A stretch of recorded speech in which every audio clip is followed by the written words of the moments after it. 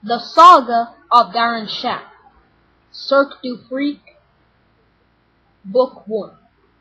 Introduction.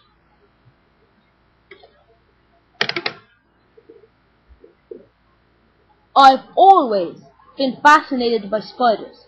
I used to collect them when I was younger. I'd spend hours rooting through the dusty old shed at the bottom of our garden, hunting the cobwebs for lurking, eight-legged predators. When I found one, I'd bring it in and let it loose my bedroom. It used to drive my mum mad. Usually, the spider would slip away after no more than a day or two, never to be seen again. But sometimes they hung around longer. I had one who made a cobweb above my bed and stood sentry for almost a month.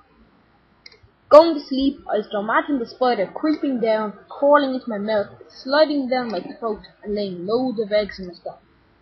The baby spiders would hatch after a while and eat me alive, from the inside out. I loved being scared when I was little. When I was 9, my mom and dad gave me a small tarantula. It wasn't poisonous or very big, but it was the greatest gift I'd ever received. I played with that spider almost every waking hour of the day, gave all sorts of treats, flies and cockroaches and tiny worms, spoilt it rotten. Then one day I did something stupid. I'd been watching a cartoon in which one of the characters was sucked up by a vacuum cleaner. No harm came to him. He squeezed out of the bag, dusty and dirty and mad as hell. It was very funny. So funny I tried it myself, with the tarantula. Needless to say, things didn't happen quite like they did in the cartoon. The spider was ripped to pieces. I cried a lot, but it was too late for tears. My pet was dead, it was my fault, and there was nothing I could do about it. My parents nearly hollered the roof down when they found out what I'd done. The tarantula had cost quite a bit of money. They said I was an irresponsible fool, and from that day on, they never again let me have a pet, not even an ordinary garden spider. I started with that tale from the past for two reasons. One will become obvious as this book unfolds. The other reason is, this is a true story. I don't expect you to believe me. I wouldn't believe in myself if I hadn't lived it, but it is. Everything I describe in this book happened just as I tell it.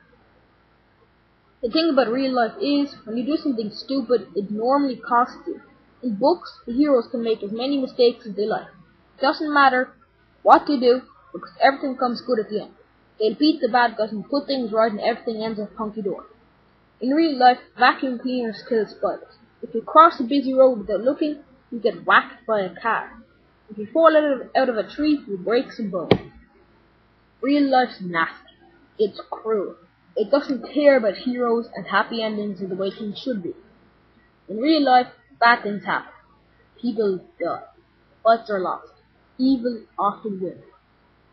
I just wanted to make that clear before I began.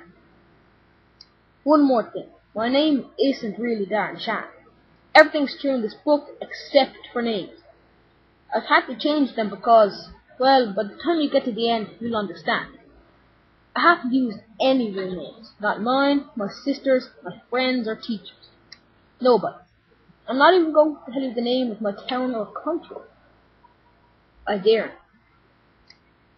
Anyways, that's enough of an introduction.